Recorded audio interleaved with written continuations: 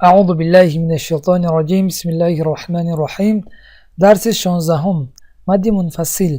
کدام وقت مد منفصل می شود؟ حرف مد اومده، بعد از آن سبب مد همزه آید و دویش در یک کلمه نآید، مد منفصل می شود. در اینجا خطاگی املایی است. در اینجا یعنی در یک کلمه نآید نویسه شدگی است، اما در اینجا اشتباه کردن و در اینجا هم منفصل. در اینجا خب یعنی کدام وقت مد منفصل می شود؟ آن وقتی که حرف مد بیاید و بعد از حرف مد چی بیاید؟ سبب مد، یعنی حرف همزه آید و هر دویش در یک کلمه نآید، یعنی جدا بیاید. مثال ما در مد متصل، یعنی در مد پیوسته، متصل گفته یعنی پیوسته را میگن. در مد متصل گذاشتیم که یعنی حرف مد بیاد و سبب مد یعنی همزه آید و هر دوش در یک کلمه. اما مد منفصل گفته یعنی جدا، منفصل یعنی جدا. پس حرف مد بیاد و بعد از حرف مد سبب مد یعنی حرف همزه آید، اما هر دویش در یک کلمه نآید، یعنی حرف مد در دیگر کلمه آید و سبب مد یعنی حرف همزه در دیگر کلمه آید، یعنی جدا. حرف مد از یعنی حرف مد از سبب مد جدا باشد. خب مد منفصل را چند مقدار کشیده می شود؟ مقدار 4 الف کشیدن ممکن است. اگر مقدار 1 الف کشد گناهکار نمی شود.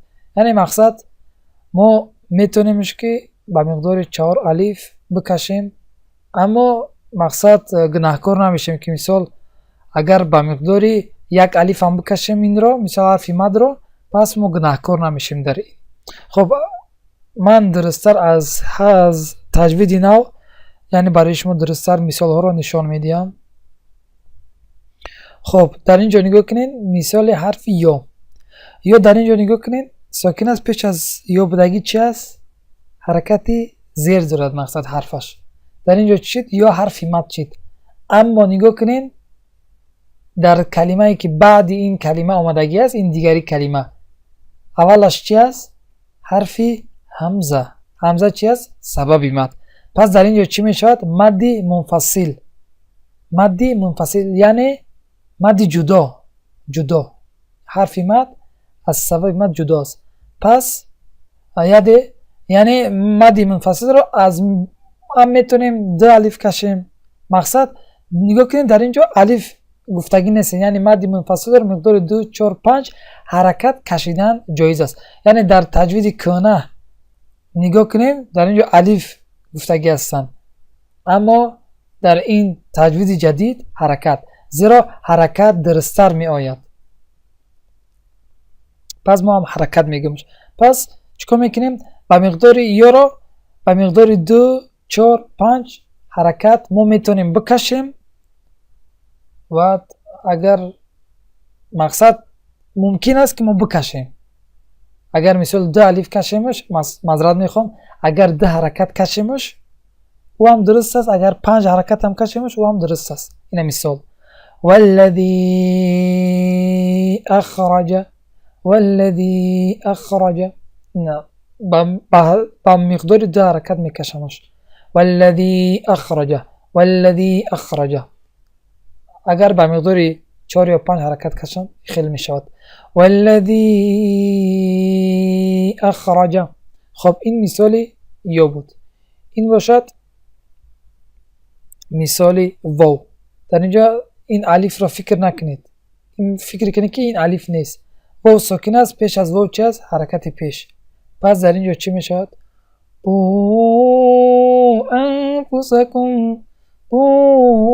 انفسکم.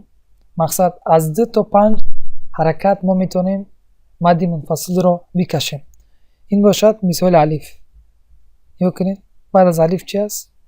وقتی که الف مد شد در اینجا میم زبر دارد، یعنی بعد از الف کلمه نو که سر میشد، نگاه کنید الف از در بالایش همزه. ما گفتیم که یک وقتی که همه را بدونه که همزه در بالای 3 حرف می آید. هم در مابینش. مثال اگر همزه در این جای یا آمد پس یعنی که یا خونده می شود. وقتی که در این طرف شما اومد اون وقت هم یا خونده می شود. اما وقتی که دیدیم که همزه در همین بینش بود، در همین بینش مابین همزه یعنی مابین یا در حرف همزه که بود در بالایش یعنی در مابین، اون وقت ما میفهمیم که این یا خونده نمی شود، همزه خونده می شود. اما وقتی که دیدیم که همزه در این جای یا بود یا در این طرفش، پس چی می شود؟ یا خونده می شود. هم همزه خونده می شود هم یا. اما وقتی که دیدیم همزه در مابین بالای یا بود، در همین مابینش، پس اون وقت ما می دونیم که یا خونده نمی شود. در اینجا هم نگاه کنیم، یعنی هم وقت همزه در بالای سه حرف می آید، در بالای الف، واو و یا. اگر در بالایشون یعنی در مابینشون که آمدن، یعنی در بالا در مابین، پس چی می شود؟ اون وقت همزه خونده می شود و این سه حرف یعنی الف، واو و یا خونده نمی شود. در واو هم خیلی، اگر همزه در اینجا بود، مثال در مابینش در این طرف بود، پس واو خونده می شود. اما وقتی که دیدم در بالای سرش یعنی در بین بود، پس اون وقت واو خونده نمی شود. خب این بود مثال واوش. این هم مثال الف. و ما ادراک، و ما ادراک، یعنی ما مد منفصل را چکار میکنیم؟